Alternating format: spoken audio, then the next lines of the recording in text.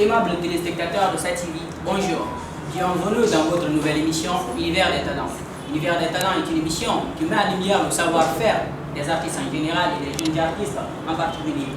Aujourd'hui, nous sommes avec un slammer, un membre du Djimé d'Islam, Mohamed Dieng. Bonjour frère. Salut. Ça va? Ça va super. Ok. Aujourd'hui, on va parler slam et restez connectés jusqu'à la fin. J'avoue que vous allez vous régaler. Dieng, tu vas vous parler du slam, Djimé d'Islam. Le slam, c'est quoi pour vous? C'est quoi pour toi? Le slam, si tu veux, c'est devenu toute ma vie. À la base, moi j'ai commencé à faire du slam parce que j'ai vu des gens faire du slam. Et tout de suite après, je me suis dit que ça peut être un truc que je peux faire. Parce qu'à la base, je faisais du théâtre avec mon binôme. Et après, on a vu le club J'articule qui est venu à notre lycée quand on était encore au lycée. Ils ont fait des textes de slam et on était complètement émerveillés. Et c'est de là que tout est parti. Le slam, c'est au-delà d'une passion, c'est devenu notre vie. Voilà ce qu'est le slam. Ok, et j'aurais appris que vous êtes 2 fois champion de slam dans votre école Sophia Paul à l'époque et vous êtes champion et vice-champion de slam en Guinée. Oui. Ok, le slam c'est un domaine peu connu par les Guinéens. C'est quoi? Vous pouvez nous montrer c'est quoi le slam? Montrer aux téléspectateurs c'est quoi le slam? Par un texte. D'accord, je ne vais pas faire un texte en entier, peut-être que je vais faire un petit extrait. Ce texte, je l'ai appelé Diem face à Dieng. Parce que pour ceux qui ne savent pas, Diem c'est mon nom de scène et Dieng c'est mon nom de famille. Après, il y a cet amalgame là entre l'homme que je suis et l'artiste que je suis, tu vois. Donc du coup, j'ai écrit un texte pour dire qu'il y a peu à peu l'artiste qui est en train de bouffer l'homme, tu vois. Et le texte il commence par pour sortir de la pénombre, peine l'ombre que je me fais, me dire que je ne sombre que dans mon songe n'a aucun effet. La goutte de trop alors que le vase n'est qu'à moitié plein, le doute du seau qui valse perd sa notoriété et se plaint. L'artiste en moi efface les traces de l'homme, l'artiste en toi c'est efficace et ça ferait des sommes. Dieng se fâche, se cache et boude dans son coin, Diem se lâche et crache ses tripes en cas de besoin. La scène vend son âme au prix de la passion et Diem l'achète. La haine se sent contre l'islam alors que Dieng dans l'abondance s'achève.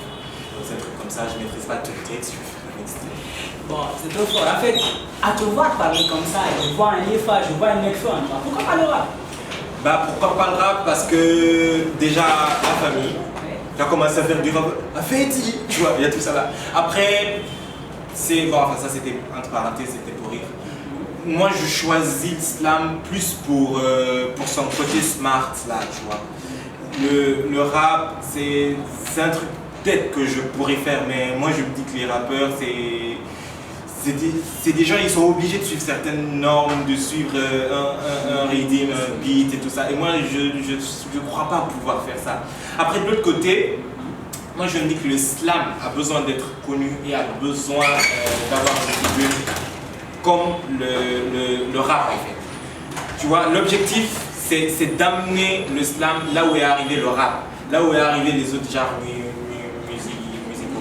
Voilà.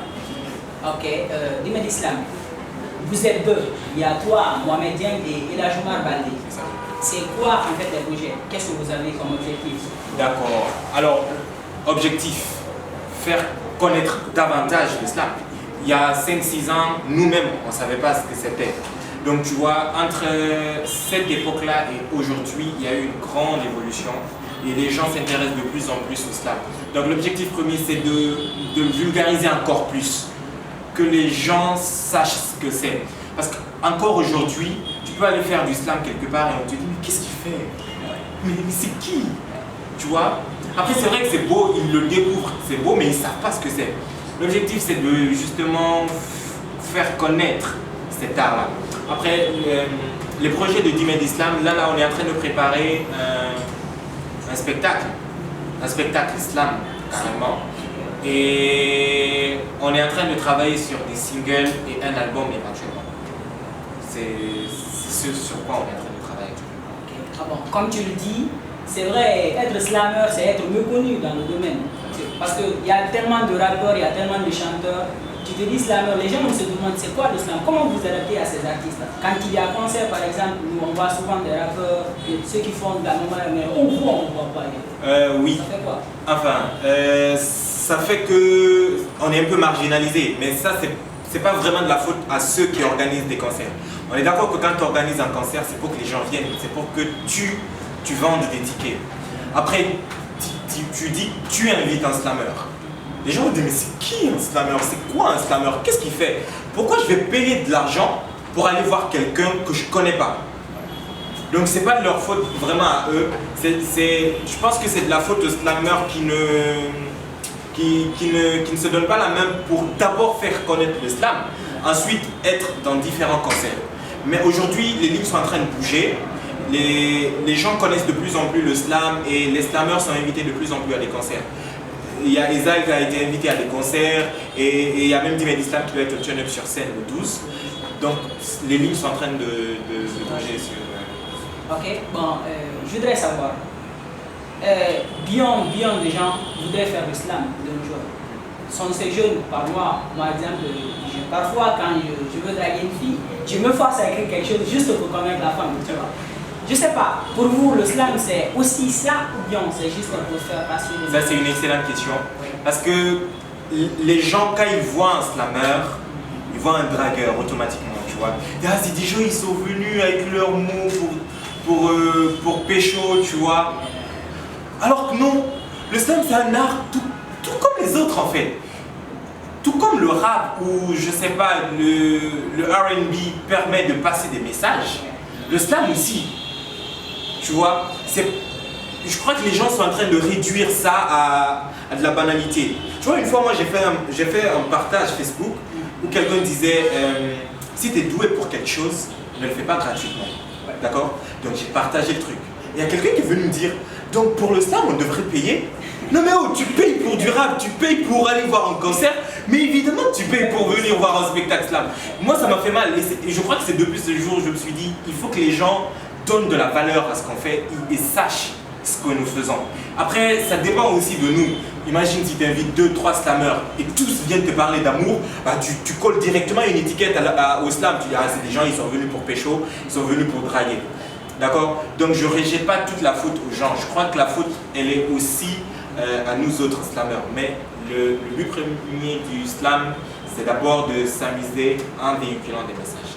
Et c'est ce que nous, on essaie de faire souvent. Et même téléspectateurs de SATV, je vous rappelle qu'on est avec Mohamed Dieng, DM de Dimed Islam. Et pour le mot de la fin, on va demander à Dimed Islam, on va demander à Mohamed Dieng de donner un conseil à ces jeunes qui veulent faire comme nous. D'accord. Alors sachez que le slam, c'est un art libre. Moi, pour moi, c'est le meilleur des arts parce qu'il y a une très grande liberté. D'accord? Après, quand je parle de liberté, c'est pas que tu peux venir et faire ce que tu veux. D'accord?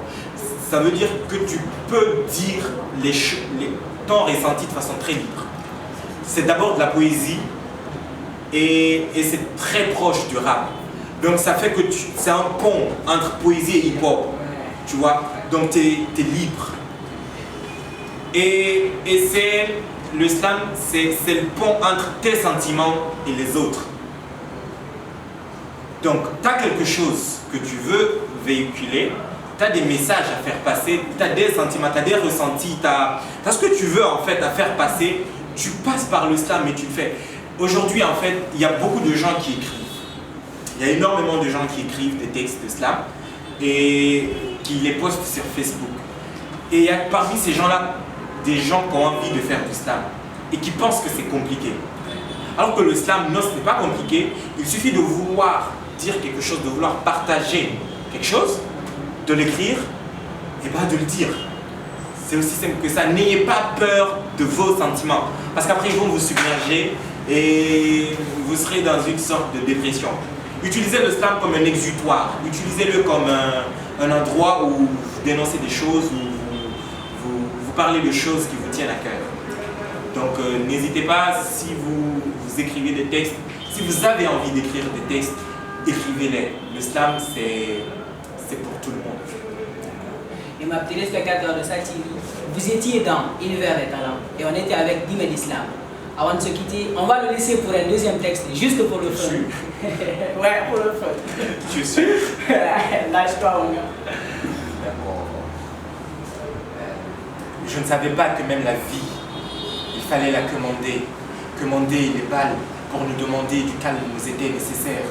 Je ne savais pas que parler, même par les lois qui nous sont conférées, nous ferait à jamais se taire. Mais plus vous nous tuez, plus nos luttes prennent vie, plus on chute, plus on a envie de faire plus qu'hier, car demain mérite mieux. Alors je me ferai entendre même depuis les cieux. Salam.